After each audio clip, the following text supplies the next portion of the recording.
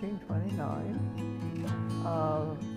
The fourth in a family of 5, and lived in Wasco where I was born, and we moved to Bakersfield. At that time it was the Depression all over the nation.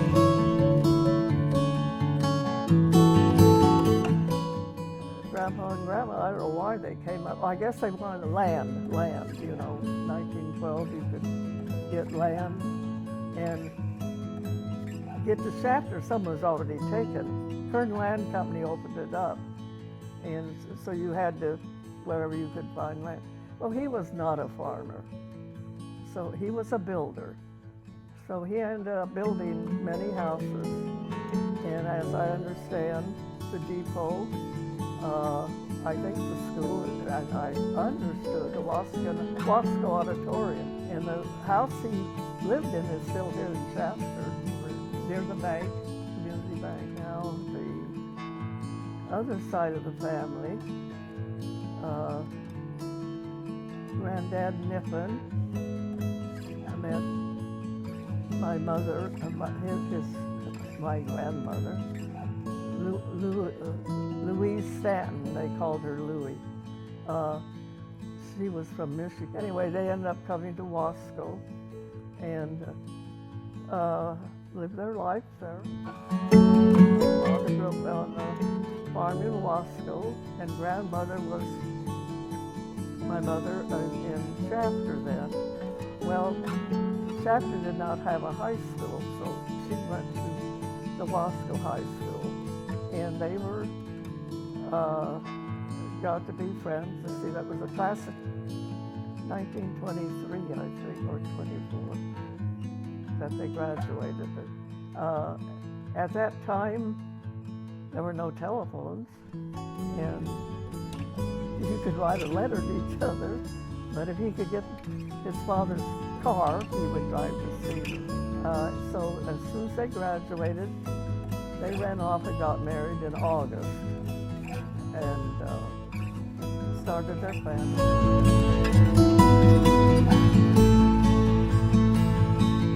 All of us were born in Shafter. That's why we heard the doctor was across the street, so we were all born home. We moved to Bakersfield, and I don't know what year, I was just 2 or 3, I think. And we all grew up there.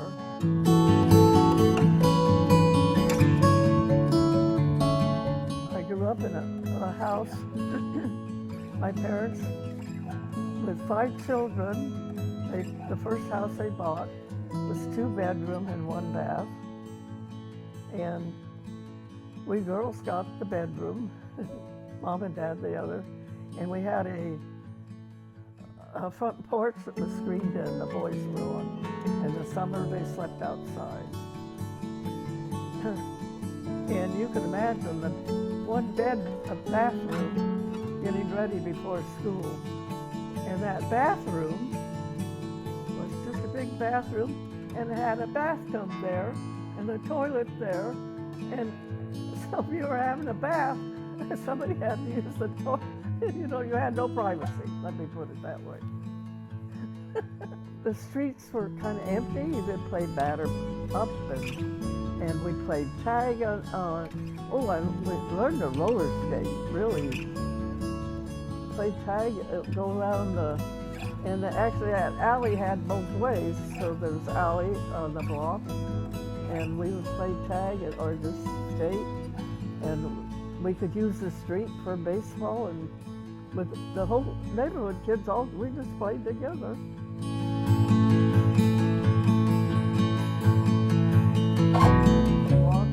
When we went to high school, which was like 20 blocks, and they gave you a token. You could take the city bus that came up Baker and then turn on Flower, and we lived just on Quincy.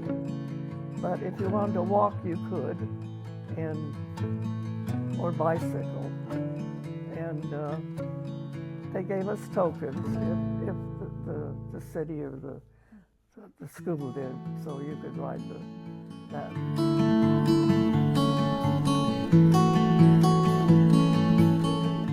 Had a playoff game against Bullard High in Fresno. About 4 or 5 of us girls decided we would take the train up, and we were able to catch it to come back to the game, because we didn't have a car to drive there. Went to the games, came back. There'd been a big storm, rainstorm, and the train was washed out. So we didn't know how to get home.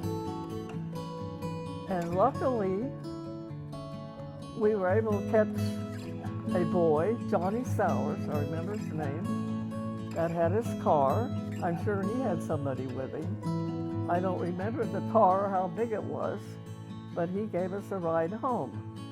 There was not enough room in the car, so I got to be in the trunk. I think there was probably 2 of us in the trunk. Of course, we kept the trunk open for air. I don't know if they tied it down or what.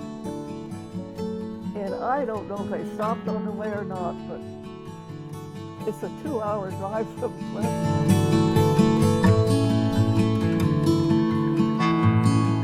For some reason, the whole gym, we were going to have a girls' sleepover. And so they had a picture outside the boys with ladders trying to get up into the gym. And Life magazine showed this. And we just all took a sleeping bag, and it was fun. I suppose we had music, I suppose we had something to eat, I don't know, I don't remember that.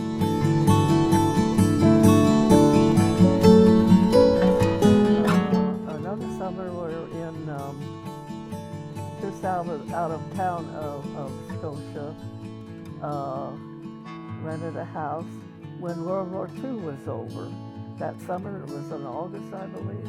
And we were walking along the road, and this man and wife were walking along the road too. They were on their honeymoon there, I guess, in this kind of motel thing. He said, "Oh, the war is over, the war is over." So that's the first I heard of that. Oh, and by the way, my 3 brothers, I'm sorry to say, served. Russ was a torpedo bomber pilot in training, and my brother Dick was a PB-4Y2 nose gunner, and he had duty over. He was shooting between Japan and China, anything that moved, and he survived. Brother Bill was in Korean War on a destroyer. He's just a sailor, and they all got out of the service.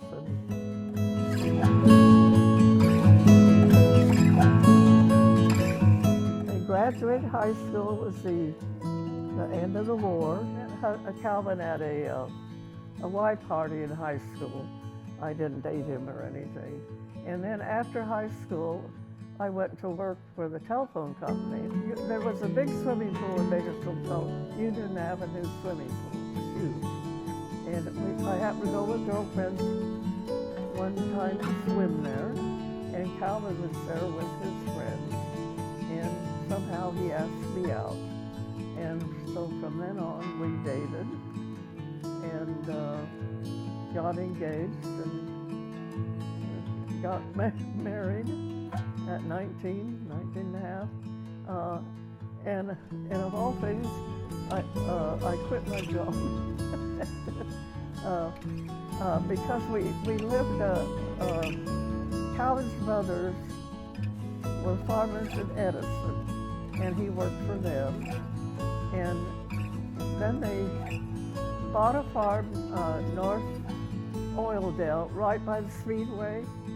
There was a farm there, and it had a little house on it, a little farmhouse. So we moved there, and I stayed there all day. And they had hay bales, and I would sell hay to the farmers up at Woody and all that would want some hay for their horse or whatever, and then they would, I would get the money. And I was all by myself now. I was thinking, oh my goodness, you know.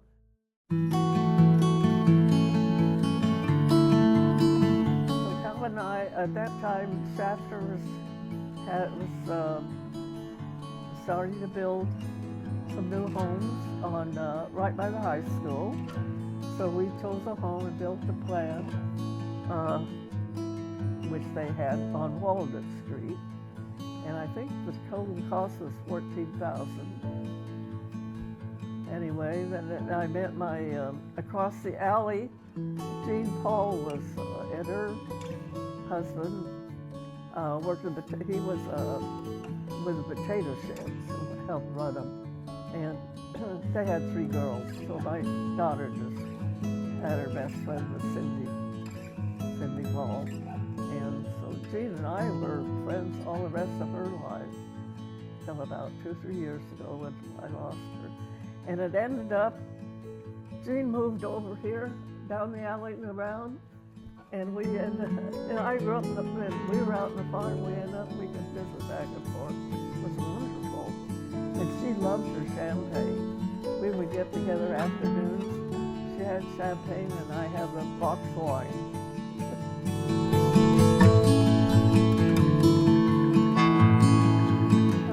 Then we found this farm for sale. So it had a house and it was 60 acres on Poplar Avenue, and we moved there. So we raised our family there. At that time, you had more manual labor, like cotton picking and all that was by hand, and water in the flowing in the rows, and we had were eventually able to, let's see, we bought 60 acres. Then a man from church, Jerome Metler, had a little 10-acre piece that we were able to buy, 10 or 20 acres we were able to buy. And then eventually, John O'Hannison had this farm to sell where Corga Nancy lived now. So we bought that. And so Calvin was driving back and forth. And he decided to move to town. And I loved it out there. He wanted to move to town, so, which worked great, this house. When our boys were in high school, it worked nice to have Grandma nearby.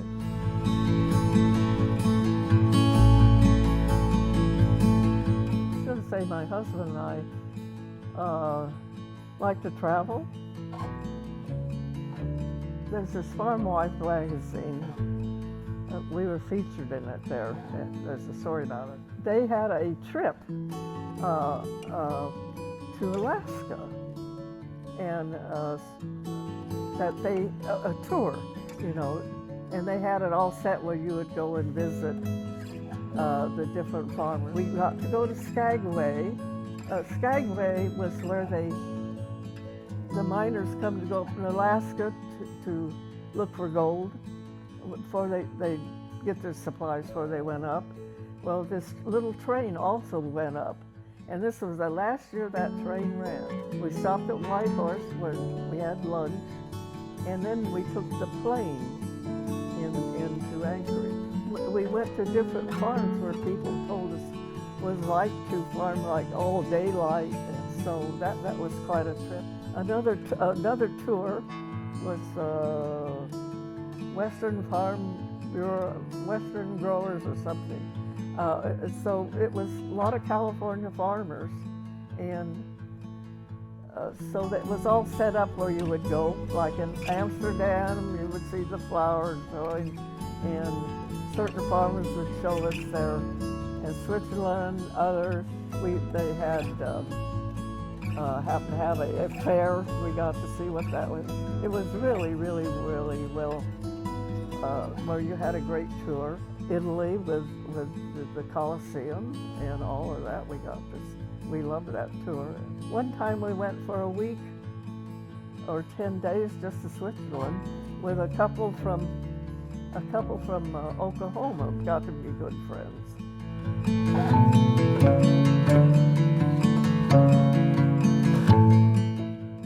I don't know. I did yard work here. I love growing things, flowers and that. I like that. I like working with I like doing my stained glass. Where other women would go and do bridge and things, and I'd rather do that. As long as I could have a television there too, helped.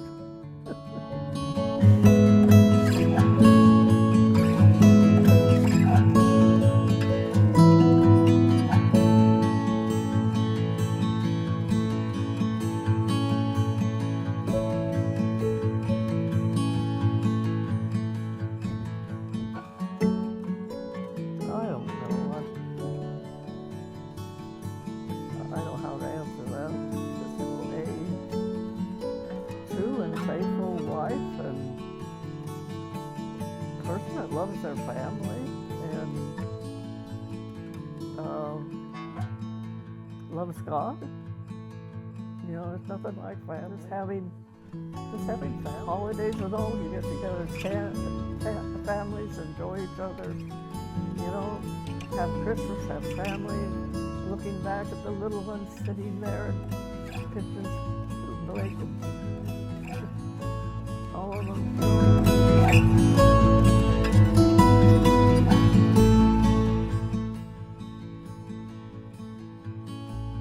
I don't know.